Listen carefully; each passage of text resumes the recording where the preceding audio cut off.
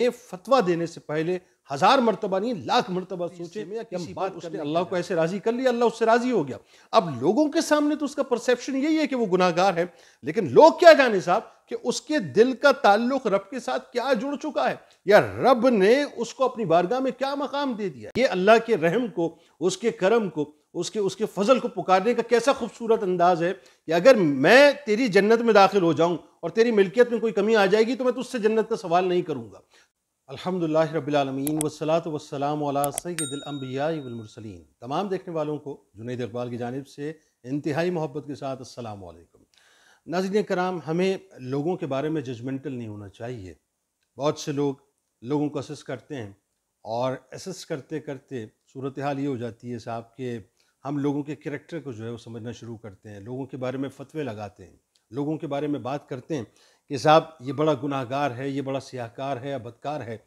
یاد رکھیے گا، ہمیں گناہوں سے نفرت کرنی ہے، گناہگاروں سے نفرت نہیں کرنی ہے، ایک بات۔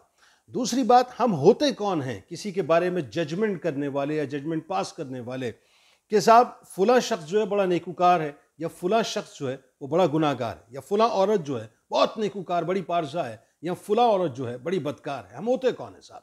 ہمیں کیا معلوم کہ کس کا کیا معاملہ اللہ تبارک و تعالیٰ کے ساتھ ہے؟ ہم تو وہ لوگ ہیں کہ ہمیں خود اپنے بارے میں نہیں معلوم کہ ہمارا کون سا سجدہ اللہ کی بارگاہ میں قبول ہوا، یا خدا نخواستہ ہماری تمام عبادتوں کو اللہ تعالیٰ نے رد کر دیا ہے اور ہمارے منہ پہ معاذ اللہ خدا نخواستہ خاکم بدین کل بروز محشر منہ پر دے مارے گا۔ ہمیں کیا معلوم صاحب؟ جب ہمیں ہمارے بارے میں معلوم نہیں ہے تو ہم کسی کے بارے میں فتویٰ دینے سے پہلے 1000 مرتبہ نہیں 1,00,000 مرتبہ سوچیں کہ ہم بات کرنے کیا جا رہے ہیں۔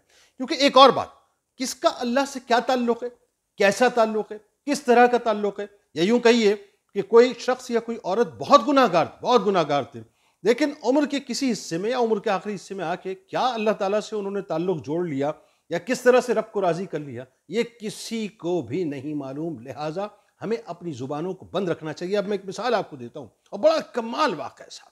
یعنی روایتوں میں آتا ہے کہ حضرت موسیٰ علیہ السلام کو اللہ تبارک و تعالیٰ نے وحی فرمائی کہ فلاں زمین کے اوپر میرا ایک ولی ہے، وہ انتقال کر چکا ہے، جاؤ جا کر اس کی تجہیز و تکفین کرو، اس کے غسل کا بندوبست کرو اور اسے پھر دفنا دو۔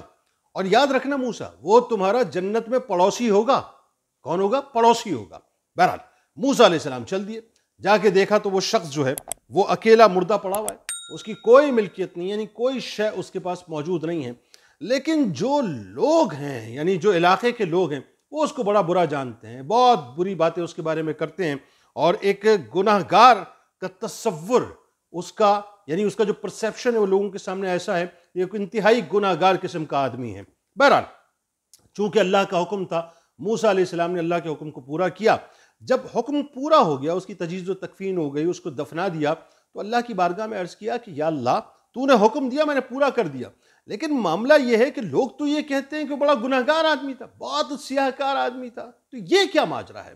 اچھا، اب اللہ تعالیٰ نے یہ فرمایا کہ موسیٰ، لوگ جو کہتے ہیں وہ سچ کہتے ہیں، غلط نہیں کہتے، لیکن میں اس کے بارے میں ان سے کہیں زیادہ جانتا ہوں۔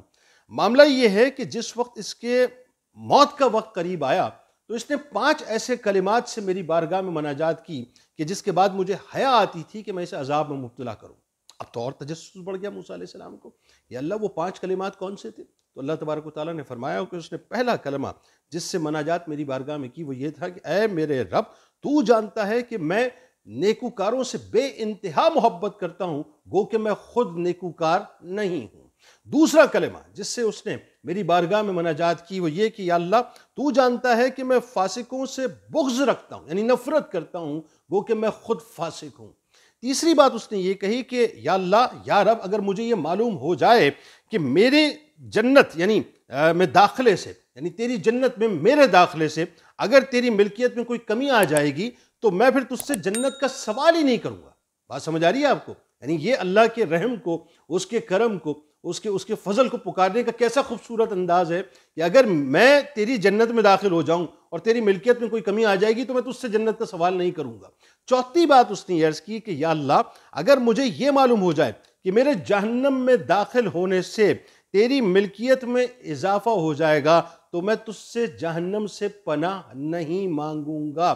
یعنی یہ پھر اللہ کی رحمت کو جھنجھوڑنے والی بات ہے۔ اور آخری بات اس نے مناجات میں یہ کی کہ یا اللہ، اگر تو مجھ پر رحم نہیں کرے گا، اگر تو مجھ پر رحم نہیں کرے گا، کیونکہ تو تو ارحم الراحمین ہے، تو پھر کون مجھ پر رحم کرے گا؟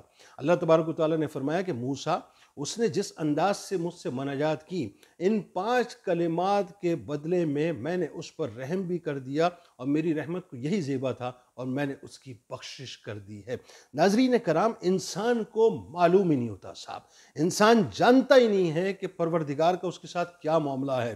یعنی ایک شخص سے پوری دنیا میں اس کا چرچا ہے کہ وہ گناہ گار ہے، لیکن عمر کے آخری حصے میں یا کسی پل اس نے اللہ کو ایسے راضی کر لیا، اللہ اس سے راضی ہو گیا۔ اب لوگوں کے سامنے تو اس کا پرسیپشن یہی ہے کہ وہ گناہ گار ہے، لیکن لوگ کیا جانے صاحب کہ اس کے دل کا تعلق رب کے ساتھ کیا جڑ چکا ہے، یا رب نے اس کو اپنی بارگاہ میں کیا مقام دے دیا ہے۔ لہٰذا ان زبانوں کو کھولنے سے پہلے جو ہے 1000 مرتبہ نہیں، لاکھ مرتبہ سوچ لیا کریں، کیونکہ وہ رحیم اور کریم ہے، وہ رحمتوں والی بارگاہ ہے۔ وہ کس کو کس وقت کیا عطا کر دے کسی کو نہیں معلوم۔ اس کی میں ایک مثال دیتا ہوں، یعنی وہ تو بخشش کے بہانے تلاش کرتا ہے نا۔ رسول کریم صلی اللہ علیہ وآلہ وسلم کی بارگاہ میں ایک جنگ کے موقع پہ قیدیوں کو لایا گیا، اس میں ایک عورت بھی تھی۔ اچھا، اس عورت کا بچہ جو ہے روایتوں میں آتا ہے کہ وہ بچھڑ گیا تھا، تو وہ بھاگ دوڑ کے دوسرے بچوں کو اپنے سینے سے لگا رہی تھی، تو اس نے ایک بچے کو اٹھایا، اپنی گود میں لیا، سینے سے لگایا اور اسے دودھ پلانے لگی۔ رسول اللہ صلی اللہ علیہ وآلہ وسلم نے جب اس پورے منظرنامے کو دیکھا تو آپ نے صحابہ کرام رضوان اللہ تعالیٰ علیہم اجمعین سے فرمایا کہ تم یہ دیکھ کر بتاؤ کہ کیا یہ عورت اپنے بچے کو جہنم میں ڈال دے گی؟ یہ سرکار کا انسٹنٹ سوال تھا۔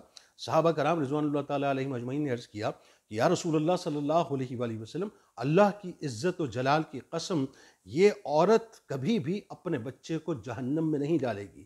رسول کریم صلی اللہ علیہ وآلہ وسلم نے معلوم ہے کیا جواب دیا؟ سرکار نے فرمایا کہ اللہ تبارک و تعالیٰ اپنے بندوں پر اس سے کہیں زیادہ رحم فرماتا ہے جتنا یہ عورت اس بچے کے اوپر مہربان ہے۔ ہمارا رب بہت مہربان ہے، بڑا کریم ہے، وہ بخشنے کے بہانے تلاش کرتا ہے۔ لہٰذا کسی کے بارے میں گفتگو نہ کیجیے صاحب، ہاں سیلف انالیسس کیجیے کہ میں بہت گناہ گار ہوں، مجھے اللہ کی بارگاہ میں اچھا ہونا ہے۔ اس ویڈیو کو ضرور شیئر کیجیے گا، میرے یوٹیوب چینل کو ضرور سبسکرائب کر لیجیے گا، بیل آئیکن کے بٹن کو ضرور کلک کر لیجیے گا، فیس بک پیج کو لائک کر لیجیے گا۔ انشاءاللہ زندگی رہی تو دوبارہ ملاقات ہوگی۔ اس دعا، اس امید، اس یقین کے ساتھ اجازت دیں کہ اللہ تعالیٰ آپ کا، ہمارا، ہم سب کا حامی ناصر ہو۔ اللہ حافظ۔